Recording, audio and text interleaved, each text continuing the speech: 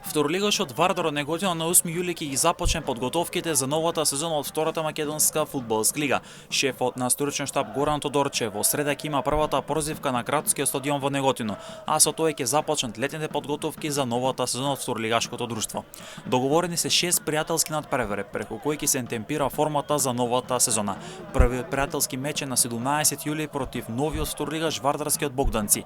3 дена подоцна следува тестот со Прилепска победа. На 24 јули ќе следува контролен надпревар со Струмичка Беласица. За 27 јули е закажан тест со повратникот во втората лига екипата на Борецот Велес. На 3 август ќе следува пријателски надпревар со Кожув од Гевгелија, а генералката ќе биде на 10 август против третолигашот Слогод Виница.